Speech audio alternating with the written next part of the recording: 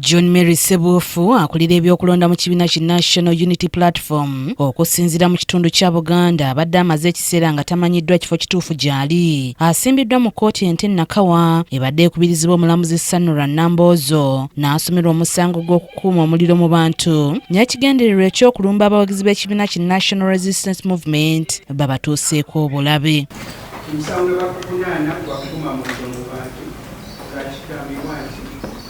John Mary Ssebuufu mu mwezi gwa Novemba ne December 2025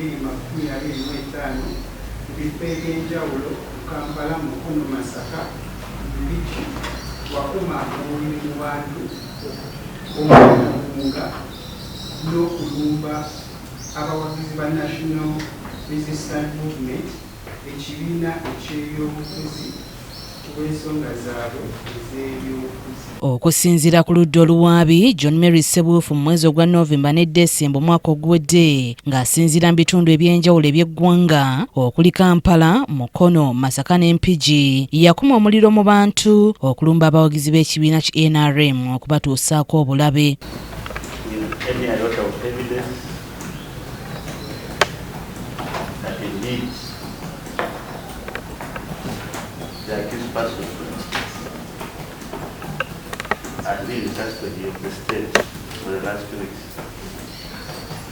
Ssebuufu omusango agwegaanye era wano omuwabi wa gavumenti Mahatma Odong n'ategeeza ng'okunoonyereza bwe kukyagenda mu maaso era n'asaba ono asindikibwe ku alimanda.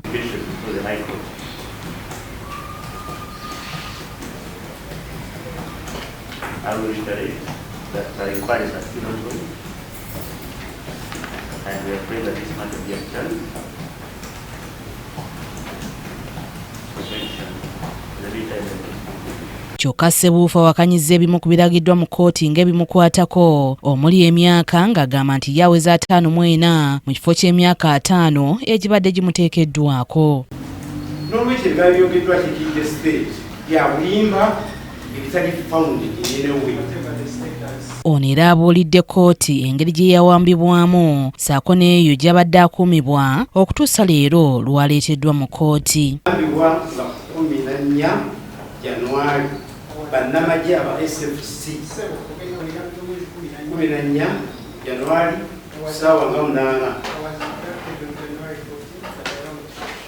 akakiiko k'ebyokulonda Entinda baali bannamagye nga bambadde ebyambalo by'amagye nga basukka 8 ne bakasuka mu mmotoka drone n'emikibwa ku maaso okutuusa lwe bantuusa gye nategeera oluvannyuma nti ye safe house bazitiyo ku makya ga leero era nga bangisse. Bannamateeka be okubadde Jonathan Erot, Kakulutu Musiime ne John Paul Kakande babadde bagezaako okumusabira okweyimirirwa nga beesigama ku nnaku ennyingi z'amaze nga yabuzibwawo era nga bategeezezza nti baateekayo n'omusango mu kkooti enkulu okuwaliriza gavumenti ono okumuleeta nga mulamu oba nga mufu.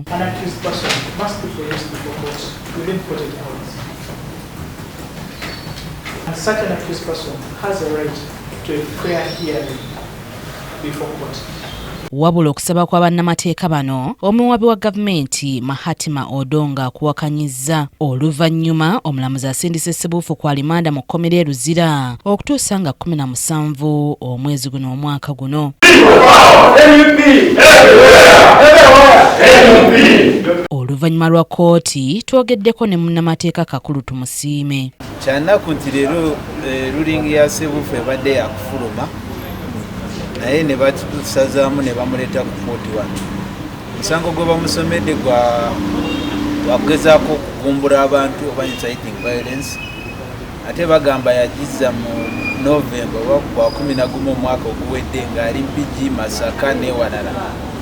ekyenjawulo ekiriwo nti bamulese wano Nakawa kooti eri mu Kampala. Ono era atangazizza ku bantu baabwe abalala abavunaaniddwa mu kkooti ez'enjawulo okuli Lina Zedriga amyuka pulezidenti wa NUP mu Mambuka ne Tukamushaba Jole Jacqueline amyuka pulezidenti wa NUP mu bugwanjuba bw'eggwanga ng'era nabo bavunaaniddwa emisango gya kukuma muliro mu bantu n'ekigendererwa eky'okulumba abawagizi ab'ekibiina ki NRM okubatuusaako obulabe. Ne leero tubadde ne ruling era ya Dr. Zedriga naye vice president wa NUP nga tebanaba kutuwa nsala eyo ku civil division ya high court naye bamututte eggulu court ne bamusomera era misango gye gimu ne bamusindika ku remand.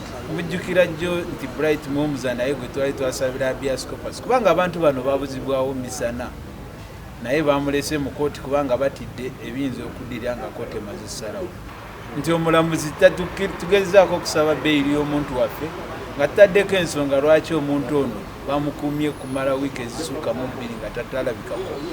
Naye omulamuzi leero atukubye enkyukwe n'atugamba nti tulina okusaba liivu ya kooti oba omulamuzi yennyini alina osooka tukkirize okusabira omuntu waffe beyiri. Anet Nakaibaale yakusakidde eggulire lino ku KTV Amalindirire.